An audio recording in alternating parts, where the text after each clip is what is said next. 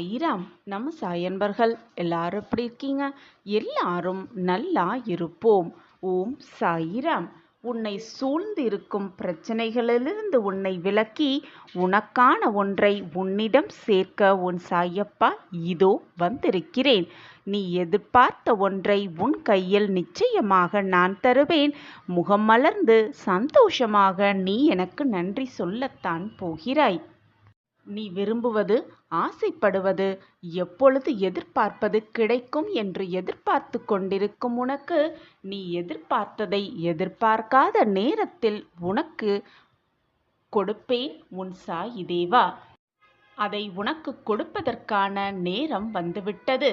இனி வரப்போகும் ஒவ்வொரு நாளுமே உனக்கு துணையாக நான் இருக்கப் போகிறேன். நீ கேட்டது அனைத்தையும் தரப்போகிறேன். நீ ஆசைப்பட்டது, நீ விருப்பப்பட்டது, என்னிடம் பிரார்த்தனையாக வைத்தது அனைத்தையும் உனக்கு அள்ளி அள்ளி கொடுக்கப் போகிறேன். உனக்கான நல்ல நேரம் வந்துவிட்டது. இனி நல்லது நடந்தே தீரும். நான் உன்னுடனேயே இருக்கப் போகிறேன் என்ற வாக்கு கொடுத்த பிறகு உன்னுடைய நிச்சயித்த வெற்றி நிச்சயமாக உனக்குத்தான். அது வேறு யாருக்கும் செல்லவே முடியாது.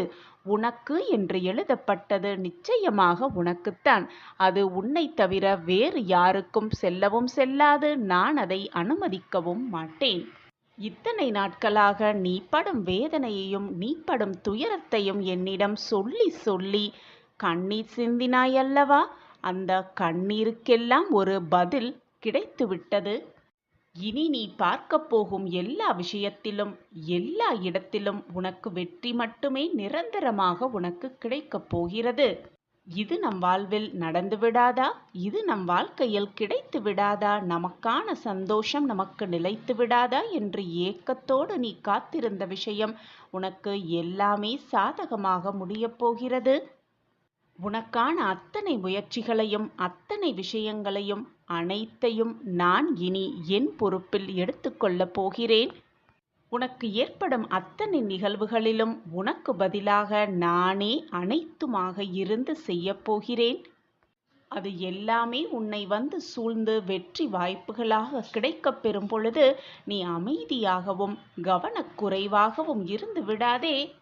எந்த ஒரு விஷயமானாலும் சரி, அதில் உன் முழு கவனத்தையும் செலுத்தி நீ வேலையை செய்தால்தான் உனக்கான வெற்றி உன்னை வந்து சேரும்.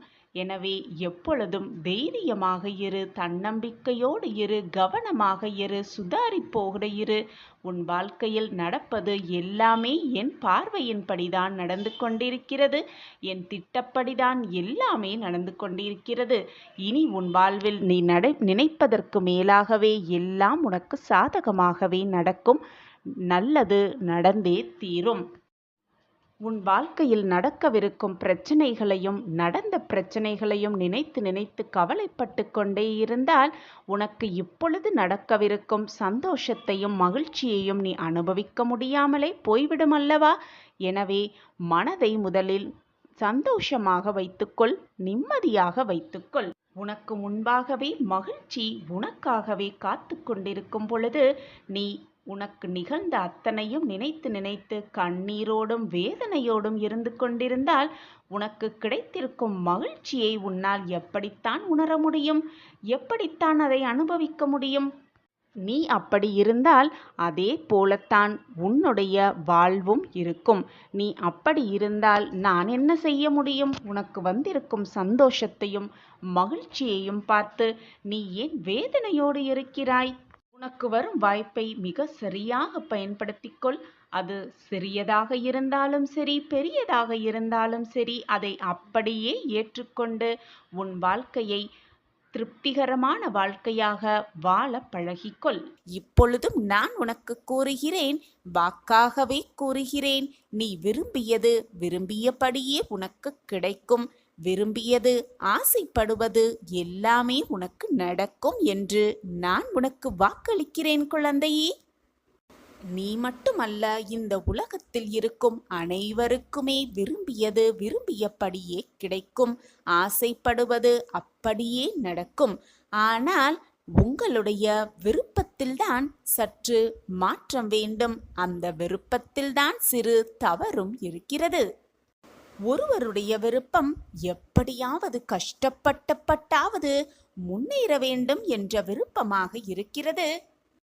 எனவேதான் அவன் விருப்பப்படியே அவன் விரும்பிய கஷ்டத்தை அனுபவித்து பின் வெற்றியை பெறுகிறான். வேறு ஒருவர் அவனுடைய முதுமை காலத்தில் நன்றாக வாழ வேண்டும், நிம்மதியாக இருக்க வேண்டும் என்ற எண்ணத்தில் செல்வத்தை சேர்க்கிறான். ஏன் செல்வத்தை சேர்க்கிறீர்கள்? உங்களுடைய முதுமை காலத்தில் எதற்காக செல்வம் தேவைப்படுகிறது என்று கேட்டால், முதுமை காலத்தில் நோய் நொடி வராமல் இருப்பதற்கும் வந்தாலும் அதற்கான தேவைகளை பூர்த்தி செய்வதற்காகத்தான் இந்த செல்வம் என்று சொல்கிறான். அவனுடைய விருப்பத்தின் பேரிலேயே அவன் நோய்வாய்ப்பட்டு கஷ்டப்பட்டு அந்த பணத்திலிருந்து அதிலிருந்து மீண்டு பின் நிம்மதியாக வாழ்கிறான். வேறு ஒருவரோ அவரைப் போல் வாழ வேண்டும், இவரைப் போல் வாழ வேண்டும் என்று விருப்பப்படுகிறார்கள். ஆனால் வெளி தோற்றத்திற்காகத்தான், வெளி தோற்றத்திற்கு மட்டுமே அவர்கள் சந்தோஷமாக இருப்பது போல ஒரு தோற்றம் தோன்றினாலும் அவர்கள் மனதிற்குள்ளும், ஏன் அவர்கள் உண்மையான வாழ்வில் கூடும் அத்தனை பிரச்சனைகளையும் சோதனைகளையும் அவர் சந்தித்து கொண்டுதான் இருக்கிறார்கள் என்பது விருப்பப்பட்ட அந்த மனிதனுக்கு தெரியவும் இல்லை, புரியவும் இல்லை. அதனால்தான் அவரைப் போல் வாழ வேண்டும், இவரைப் போல் வாழ வேண்டும் என்று ஆசைப்படுகிறான். அவனுடைய விருப்பப்படியே அவன் படுகின்ற அவரைப் போல் வாழ வேண்டும், இவரைப் போல் வாழ வேண்டும் என்று அவர்கள் படுகிற கஷ்டத்தையே விருப்பப்பட்டவனும் அனுபவிக்கிறான். பின் சந்தோஷத்தை பெறுகிறான். எதை பற்றியும் சிந்திக்காமல், யாரை பற்றியும் நினைத்து பார்க்காமல், எது வந்தாலும் என்னதான் நிகழ்ந்தாலும் நான் நிம்மதியாக இருப்பேன், சந்தோஷமாகவே இருப்பேன், நிம்மதியாகத்தான் என் வாழ்வு இருக்கும் என்று நினைப்பவர்கள் எப்பொழுதுமே விருப்பப்படியே சந்தோஷத்தை மட்டுமே அனுபவிப்பார்கள். வேறு பலரோ அது இருந்தால் நான் சந்தோஷமாக இருப்பேன், இது கிடைத்தால் நான் ஆனந்தமாக இருப்பேன் என்று சொல்லிக்கொண்டே இருப்பவர்கள் அந்த சந்தோஷத்தை அவர்கள் விருப்பப்படியே அந்த சந்தோஷம் அவர்களை விட்டு விலகி நின்று அவர்கள் எதிர்பார்த்தது, அவர்கள் ஆசைப்பட்டது, அவர்கள் கிடைப்பது, ஆசைப்படுவது அனைத்தும் அவர்களுக்கு கிடைக்கும் வரை அவர்களுடைய சந்தோஷத்தை அவர்கள் தள்ளி வைத்து கொண்டுதான் இருக்கிறார்கள். என் தலையை அடமானம் வைத்தாவது என்னுடைய கடனிலிருந்து நான் வெளியே வர வேண்டும் என்று நினைப்பவர்கள் நிச்சயமாக தலையை அடமான வைக்கக்கூடிய அத்தனை கஷ்டத்தையும் அனுபவித்து பின்தான் அந்த கடனிலிருந்து மீள்கிறார்கள்.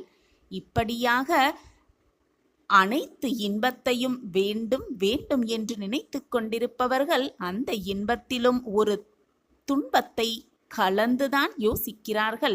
அவர்கள் விருப்பப்படிதான் அவர்களுடைய வாழ்வும் அந்த துன்பத்தை அனுபவித்த பின்தான் இன்பத்தை சந்திக்கிறது. இப்பொழுது புரிகிறதா? நீ விரும்பியது விரும்பியபடியே உனக்கு நடக்கும் என்று நான் உனக்கு கூறுவது இப்பொழுது உனக்கு புரிகிறதா?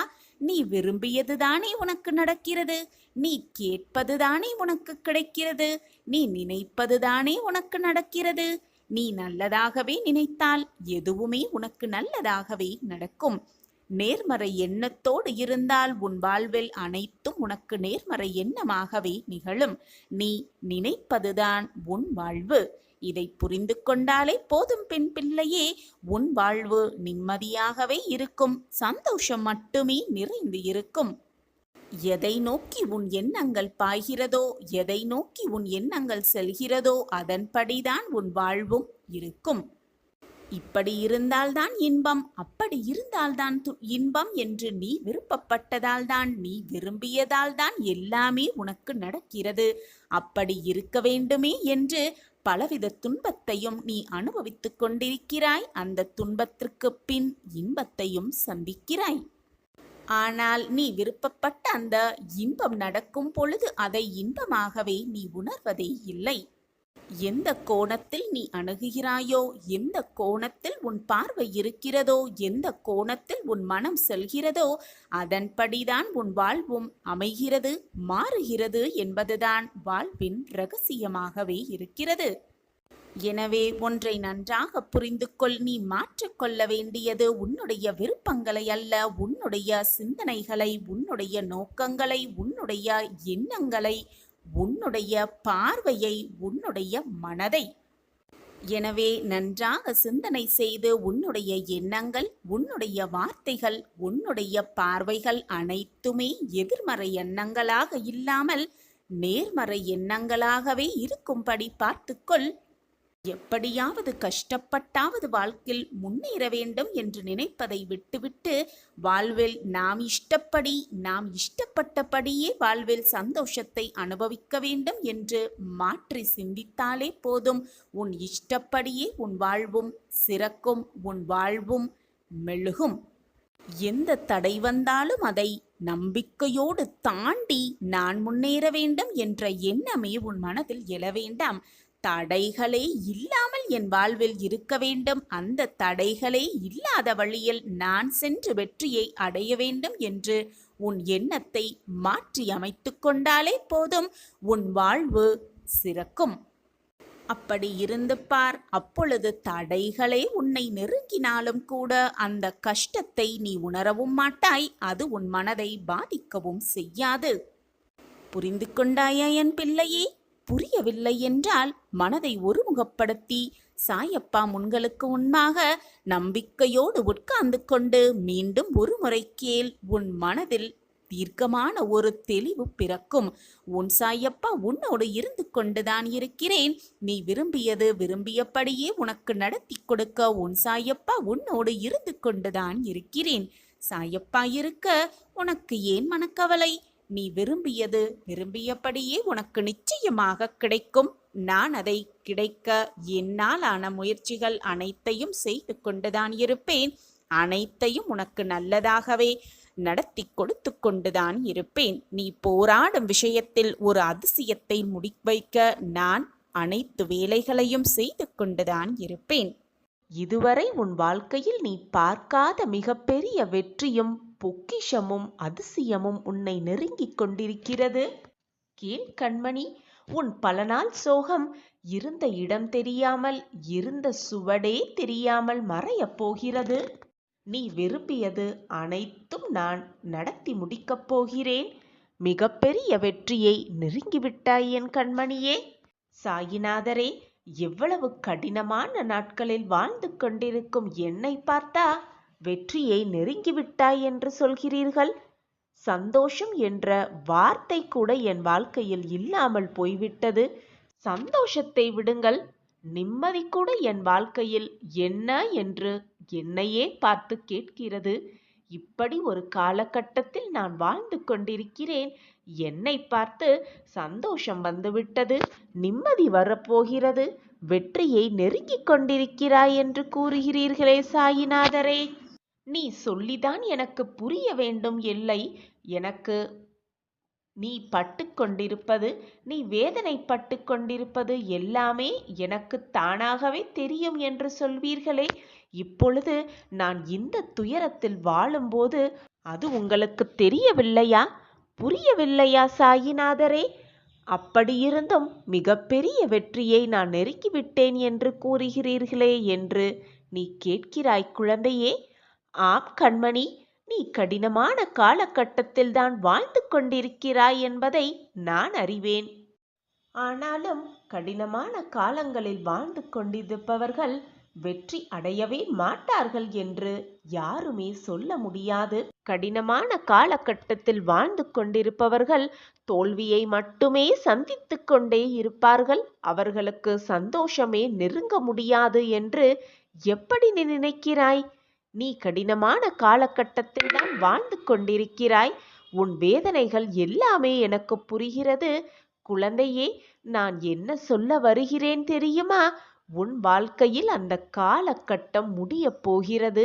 உனக்கான ஒரு புதிய வாழ்க்கை தொடங்கவிருக்கிறது. இதுநாள் வரை நீ பட்ட துன்பங்கள் எல்லாம் ஓயப் போகிறது, ஒரு முடிவுக்கு வரப்போகிறது என்று நான் சொல்கிறேன். என் வார்த்தைகளின் மீது நம்பிக்கை வைக்கிறாயல்லவா? அப்பா சொல்லில் உண்மை இருக்கும் என்று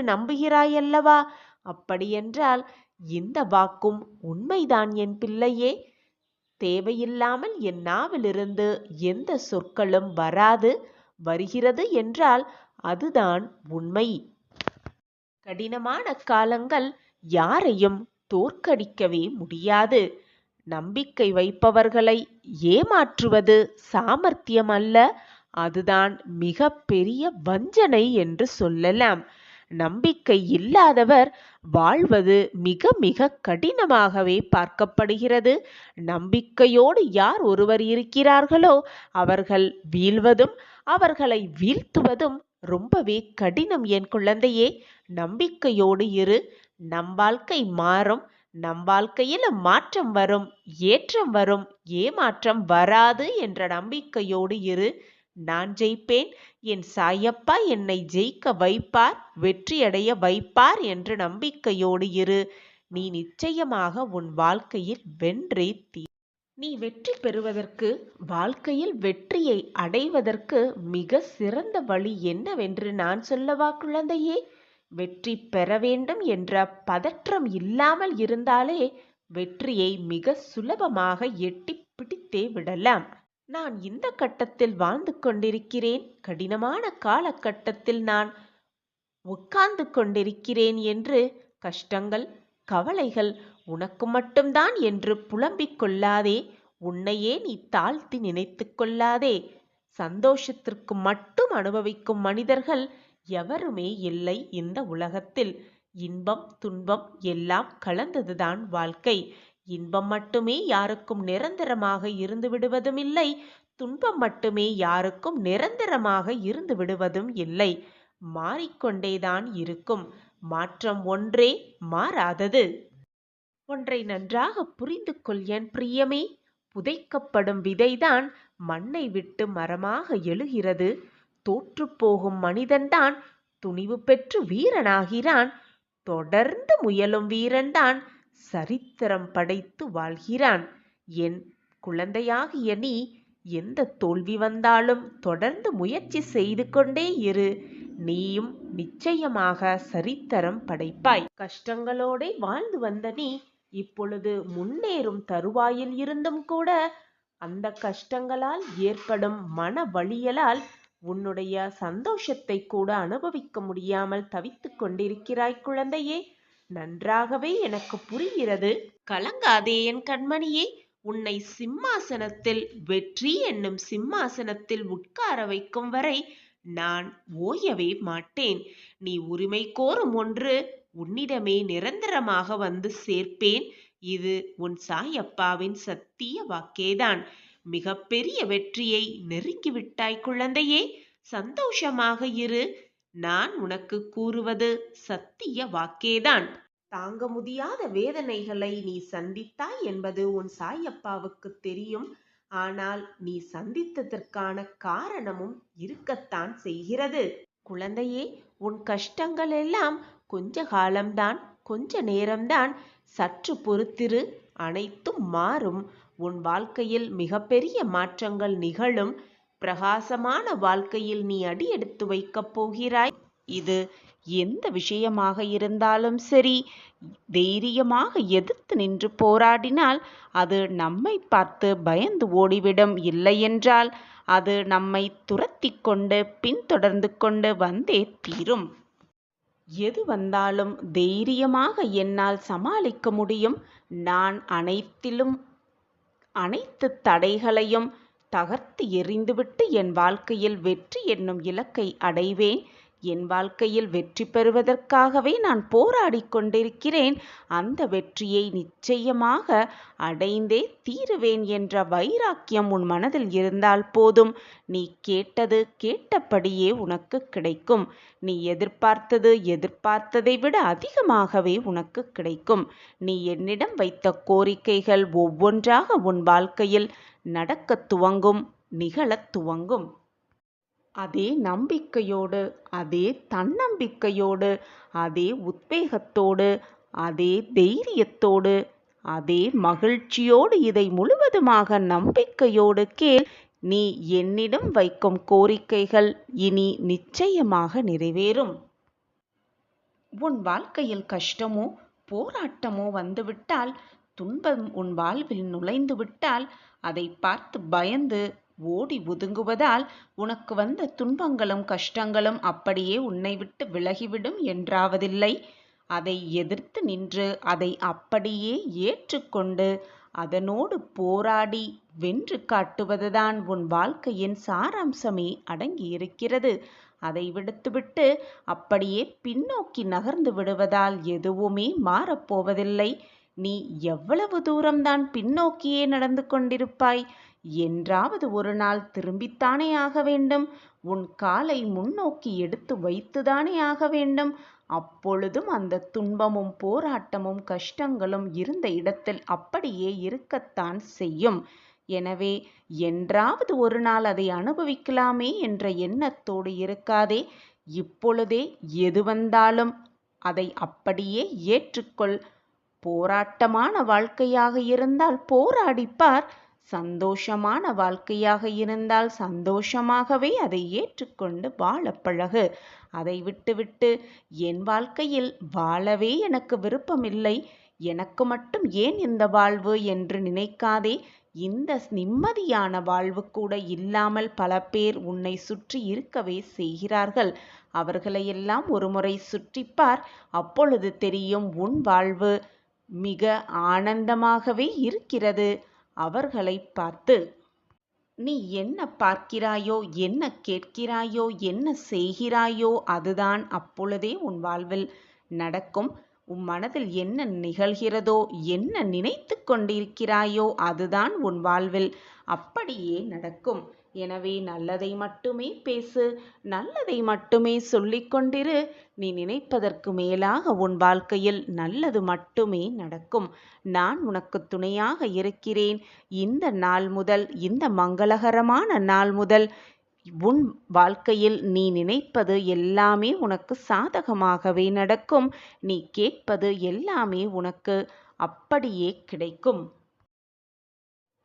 என்ன நடந்தாலும், உன் வாழ்க்கையில் என்ன போராட்டங்கள் உன்னை சூழ்ந்து இருந்தாலும், வாழ்வே போகும் விடம் சூழ்நிலையாக இருந்தாலும், தெளிவான சிந்தனையோடு தெளிவான நீரை போல இருந்து பார். உன் வாழ்வு எப்பொழுதுமே தெளிவாகவே எது வந்தாலும் அவ்வளவுதான். நம் வாழ்க்கை மாறும். இதுதான் நமக்கு கிடைத்திருக்கிறது, இது சுலபமாகவே நமக்கு கிடைக்கும் என்ற நேர்மறை சிந்தனையோடு இருந்தால் எப்பொழுதுமே வாழ்வு பிரகாசமாகவே இருக்கும். ஒரு முறை ஒரு தந்தையிடம் மகன் தனக்கு ஏதேனும் ஒரு துன்பமோ அல்லது மனக்கவலையோ ஏற்படும் போது வந்து கலங்கி நிற்பான். அப்போது அவனது பிரச்சனையை கேட்டபின் தந்தை ஒரே வார்த்தையில், இவ்வளவுதானா உன் பிரச்சனை? எல்லாம் சரியாகிவிடும் என்பாராம். அவனுக்கு சில நாட்களில் அந்த பிரச்சனையோ துன்பமோ இல்லாமலே போய்விடும். அந்த மகனும் வளர்ந்தான். இப்படியே பிரச்சனை வரும் பொழுது தந்தையிடம் வந்து நிற்பதும், தந்தை இவ்வளவுதானா உன் பிரச்சனை, எல்லாம் சரியாகிவிடும் என்று சொல்லுவதும் வாடிக்கையாகவே இருந்தது. தந்தைக்கும் வயதானது. அவரது மகன் தற்போதெல்லாம் எந்த பிரச்சனை வந்தாலும் தந்தையிடம் சிரித்துக்கொண்டே சொல்ல ஆரம்பித்தான். ஒரு நாள் மகன் தந்தையிடம் கேட்டான், எவ்வளவு பெரிய பிரச்சனை வந்தாலும் இவ்வளவுதானா, எல்லாம் சரியாகிவிடும் என்று? இந்த பிரச்சனையை நீங்கள் சொன்னவுடன் அந்த பிரச்சனை மிக சுலபமாக முடிந்து விடுகிறதே, இது எப்படி என்று மகன் தந்தையிடம் கேட்டானாம். அந்த தந்தை சிரித்துக்கொண்டே சொன்னார், சில வருடங்களுக்கு முன்பாக பிரச்சனை என்று வந்தால் கண்கலங்கி வந்து என் முன்னால் நிற்பாய். நீ கலங்கும் போது அந்த பிரச்சனையை எப்படி தீர்க்க வேண்டும் என்று உனக்கு தெரியாமல் இருக்கும். நான் இவ்வளவுதானா என்று கேட்டதும் உன் மனம் இது ஒரு பிரச்சனையே இல்லை என்று ஒரு முடிவுக்கு வந்து அந்த பிரச்சனையும் முடிந்தேவிடும் மிக சுலபமாக. இப்பொழுதெல்லாம் எவ்வளவு பெரிய போராட்டங்களை நீ சந்தித்தாலும், உன்முன் எவ்வளவு பெரிய போராட்டங்கள் இருந்தாலும் அதற்கான தீர்வு மட்டும்தான் உனக்கு தெரியும். சின்ன வயதிலிருந்து ஏதாவது பிரச்சனைனா என்னை பயமுறுத்தி பல பேர் இருந்தாங்களே தவிர தைரியம் சொல்ல ஒரு ஆள் கூட இல்லாமல் தான் நான் வளர்ந்தேன். ஆனால் நீ அப்படி வளரக்கூடாது என்பதற்காகத்தான் நீ கலங்கி வந்து என் முன் நின்னால். அவ்வளவுதானா? இது நிச்சயமாக சாதகமாகவே முடியும் என்று உன்னை சொல்லி சொல்லி நான் வளர்த்தேன் என்று கூறினாராம் அந்த தகப்பன். நாமும் எவ்வளவுதான் புத்திசாலியாக இருந்தாலும், எவ்வளவுதான் திறமைசாலியாக இருந்தாலும், ஏதாவது ஒரு பிரச்சனை என்று வந்துவிட்டால் துவண்டு விடாமல் நம் மனதிற்குள்ளேயே இவ்வளவுதானா நம் பிரச்சனை என்று கேட்டு பார்த்தால் நம் மனதிற்கே இது ஒரு பிரச்சனையே இல்லை என்பதை புரிந்து கொண்டு அதற்கான தீர்வை நம் மனதே எடுக்கும். இதுதான் வாழ்க்கையின் ரகசியம். எனவே ஒரு நிமிடம் இவ்வளவுதான் என்று நினைத்து பார்த்தால் எல்லாமே அவ்வளவே முடிந்துவிடும்.